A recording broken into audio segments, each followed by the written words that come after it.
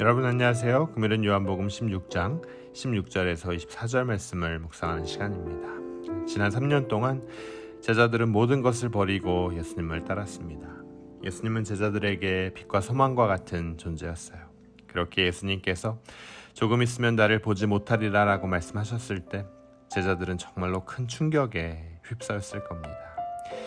이들에게는 청천벽력과 같은 말이었을 거예요. 제자들은 깊은 근심과 두려움에 쌓이게 됩니다. 예수님의 말씀을 들은 제자들은 정말 혼란스러웠어요.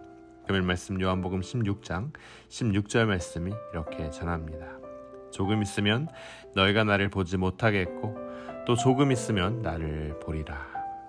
이미 십자가 죽음과 부활이 벌어질 것을 다 알고 성경을 보는 우리들은 이 말씀을 쉽게 이해할 수 있습니다. 그러나 아무것도 알지 못하던 제자들은 예수님의 이 말씀을 도무지 이해할 수가 없었어요. 도대체 예수님께서 조금 있으면 너희가 나를 보지 못하겠고 또 조금 있으면 나를 보리라 라고 말씀하신 의미가 무엇인지 알고자 했습니다. 이에 예수님은 20절에 또 다음과 같이 말씀하십니다. 20절 말씀 이렇게 전합니다. 내가 진실로 진실로 너에게 이르노니 너희는 곡하고 애통하겠으나 세상은 기뻐하리라. 너희는 근심하겠으나 너희 근심이 도리어 기쁨이 되리라.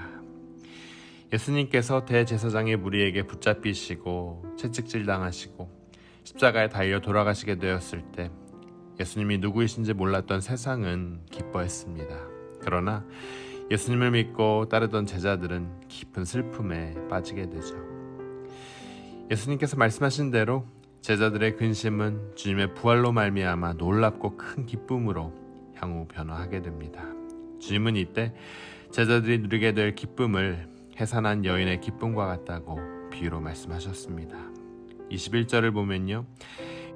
여자가 해산하게 되면 그때가 근심하나 아이를 낳으면 세상에 사람난 기쁨으로 인하여 그 고통을 다시 기억지 아니하느리라 라고 전하고 있습니다. 십자가에 달려 죽기 위해서 예수님은 잠시 동안 제자들을 떠나 있어야 했습니다. 그러나 후에 부활하신 주님은 다시 제자들 곁으로 돌아오실 겁니다. 그때 제자들이 얻게 될 놀라운 기쁨은 세상 어느 누구도 빼앗지 못할 거예요. 지금은 제자들이 이해하지 못하는 것들이 너무 많습니다. 예수님께 묻고 싶은 것이 한두 가지가 아니었어요. 그러나 예수님은 후에 제자들이 모든 것을 알게 될 거라고 말씀하십니다. 혼란과 두려움에 빠진 제자들을 예수님께서 격려해 주신 거죠. 여러분, 금요일 말씀을 보면 예수님은 제자들에게 아주 중요한 약속을 한 가지 더 해주십니다. 금요일 말씀 요한복음 16장 23절에서 24절이 이렇게 전합니다. 그날에는 너희가 아무것도 내게 묻지 아니하리라. 내가 진실로 진실로 너희에게 이르노니 너희가 무엇이든지 아버지께 구하는 것을 내 이름으로 주시리라. 지금까지는 너희가 내 이름으로 아무것도 구하지 아니하였으나 구하라. 그리하면 받으리니 너희 기쁨이 충만하리라. 오늘을 사는 여러분들께서도 예수님의 약속을 그대로 믿으실 수 있기를 축복합니다. 여러분, 얼마나 놀라운 약속입니까? 근심하고 두려움에 휩싸인 제자들에게 주님은 그들이 무엇이든지 예수님의 이름으로 구하면 그 기도를 들어주시겠다고 약속하십니다. 지금 제자들에게 있어 가장 큰 두려움은 예수님과 단절되는 거였어요.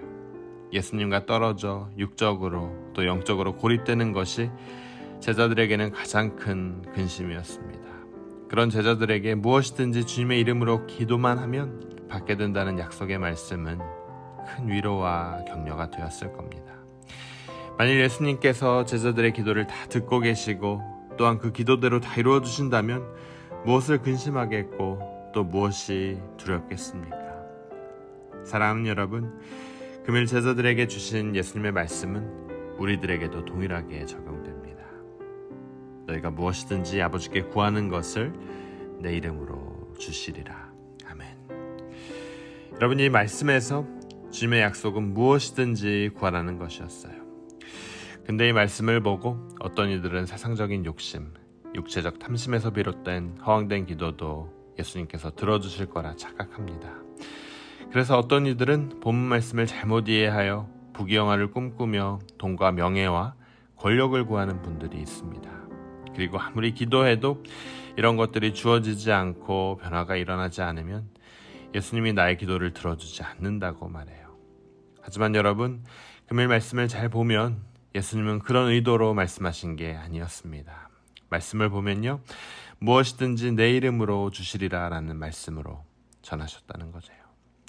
즉 우리의 기도 가운데 예수님의 이름에 합당한 기도, 예수님의 뜻에 부합한 기도, 예수님을 기쁘시게 하는 기도가 응답된다는 겁니다. 사랑하는 여러분, 부활 후 승천하신 예수님께서는 우리와 비록 육체적으로 떨어져 계시지만 그러한 부재 가운데서도 여전히 영적으로 우리의 기도를 듣고 계십니다. 예수님은 제자들에게 기도함으로써 주님과 함께 할 수 있음을 가르치신 거예요. 여러분, 그래서 기도가 중요합니다. 기도를 통해 주님은 우리와 대화하시고 우리를 돌봐주십니다. 또한 우리의 기도를 응답해 주세요.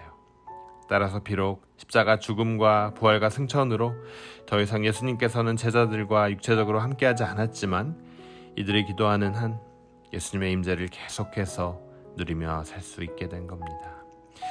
예수님은 제자들이 이러한 세상이 알지 못하는 경험과 믿음을 통해 이들의 매일매일의 삶 가운데 염려와 근심이 사라질 것을 아셨습니다. 예수님은 이러한 영적 원리가 제자들을 넘어 우리에게도 동일하게 적용되길 원하십니다. 우리가 기도할 때 예수님께서 우리와 함께 하신다는 거죠. 살아계신 주님은 우리의 기도를 들으시고 응답해 주십니다. 간구하는 자의 마음을 살피시고 그의 필요를 채워주시는 분이세요. 예수님께서는 우리가 기도할 때 지친 자에게 힘을 주시고 무능한 자에게 능력을 제공하시고 또 미련한 자에게 지혜를 주십니다.